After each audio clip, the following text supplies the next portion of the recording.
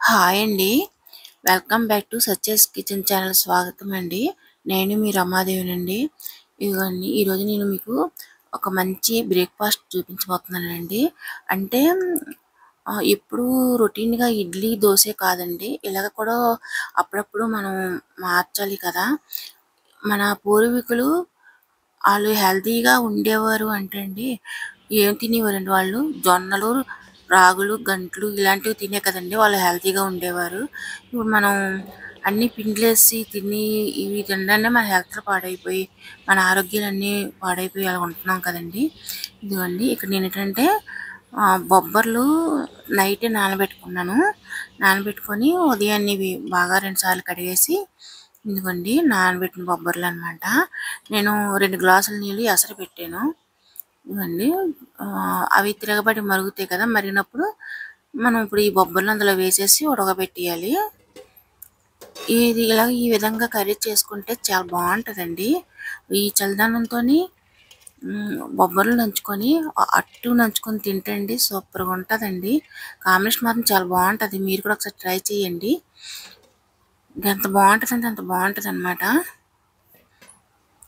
ఇదిగోండి బొబ్బర్లు ఉడుకుతున్నాయి కదా! ఈలోగా మనం ఆనియన్ తీసుకున్నాను. కట్ చేస్తానండి. 2 ఆనియన్స్ తీసుకున్నాను. 2 పచ్చిమిర్చి, తర్వాత చిన్న అల్లం ముక్క.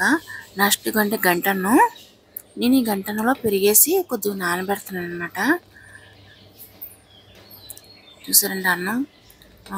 అయితే మన పూర్వీకులండి ఇలాంటి తిండ్లు తినబట్టే కదండీ వాళ్ళంత గట్టిగా ఉండేవారు ఆరోగ్యంగాన. మనకి ఇప్పుడు కనీసం ఒక బకెట్ నీళ్ళు కూడా మనం పట్టుకోలేము.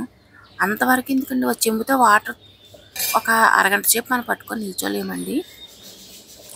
అలాగనమాట. ఇదిగో కొద్దిగా వాటర్ వేసేసి కొద్దిగా నానబెట్టుతామండి. తర్వాత ఇందులో కొద్దిగా ఆనియన్స్, ఒక పచ్చిమిర్చి ఒకటి కట్ చేసి వేస్తాను. మనకు ఆనియన్స్ వేసుకుంటే అండి చాలా బాగుంటుందండి. అంటే ఉల్లి చేసిన మేలు తల్లి కూడా చేయదని అంటారండి. ఉల్లి అంత మేలు చేస్తుంది అనమాట మనకి. ఇదండి కొద్ది కొత్తిమీరన ఇవి ఇలాగా మూత పెట్టేద్దామండి. కొంచెంసేపు మూత పెట్టేస్తే కొద్దిగా నానుతుంది అనమాట.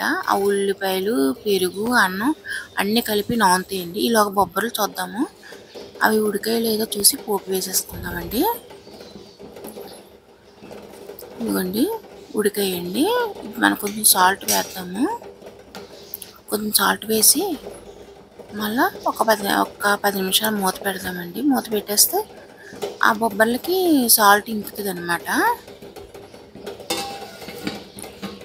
ఈ విధంగాను ఈ రెండు కాంబినేషన్ చూడండి చాలా బాగుంటుందండి. అన్నంతో మాత్రం రసం చేసి వేసుకొని తిన్నా బాగానే ఉంటాయండి బొబ్బర్లతోని. మనకి ఫైబర్ ఉంటుంది కదా, ప్రోటీన్స్ ఉంటాయి, ఫైబర్ ఉంటుంది. ఎందుకంటే పోపు బొబ్బర్లు ఉడికిపోయి అవి వంచేస్తా. నెక్స్ట్ పోపు అనమాట. జీలకర్ర, ఆవాలు, ఎండుమిర్చి, నెక్స్ట్ వెల్లుల్లిపాయ, కరివేపాకునండి. పోపు ఇలాగ వేగనివ్వండి. వేగాక ఇప్పుడు మనం ఉల్లిపాయలు అవి కట్ చేసుకున్నాం కదా ఆనియన్స్, అవన్నీ వేసేసి కొద్దిగా వేగనివ్వండి. నెక్స్ట్ అల్లం వెల్లుల్లి పేస్ట్ ఒక 1/2 స్పూను. ఇవి వేగిన తర్వాత అండి కొద్దిగా సాల్ట్, నెక్స్ట్ కారం. మీ టేస్ట్ని పెట్టి మీరు ఉప్పు, కారం మీరు వేసుకోండి. మీకు నచ్చితే చాట్ మసాలా కూడా వేసుకోండి, బాగుంటాయి. ఇదిగోండి ఇప్పుడు మనం ఉడకబెట్టుకుని వంచుకుని ఉన్నాయి కదా వేసాను. చివరిగా కొత్తిమీర అన్నమాట. ఇవి పచ్చిమిర్చి చాలా కారంగా ఉన్నాయండి, అందుకే 2 కాయలు వేసానండి. కారం తగ్గించాను అనమాట. ఈ విధంగా మనం స్నాక్స్ కింద కూడా తినవచ్చండి బొబ్బర్లు ఇలాగ వేసుకొని. నంచుకనే కాదు, అంటే ఇప్పుడు రైస్తోనే కాదండి, స్నాక్స్ కూడా తినచ్చు ఇలాగనమాట. ఈవినింగ్ స్నాక్స్ లాగా కొద్దిగా కాస్త నిమ్మకాయ పిండుకొని కాస్త చాట్ మసాలా వేసుకుంటే చాలా బాగుంటుంది కదండి. నెక్స్ట్ ఎందుకండి మినపరుబ్బు అట్టు వేసాను అనమాట. అంటే ఈ రుబ్బు నేను ఆల్రెడీగా మనకు ఛానల్లో ఉన్నదండి, చూడండి. దెబ్బ రొట్టె వేసాను అనమాట. ఈ దెబ్బ రొట్టె నంచుకొని ఆ బొబ్బర్లు నంచుకొని ఆ గంటన్నం పెరుగన్నం చల్లదనం తింటే అండి ఇంకా సూపర్గా ఉంటుందండి. ఎలాగుంటుందంటే అలాగుంటుందండి. అలాగేనండి మా వీడియో మీకు నచ్చితే లైక్ చేయండి. మా ఛానల్ సబ్స్క్రైబ్ చేసుకోండి. Thank you for watching.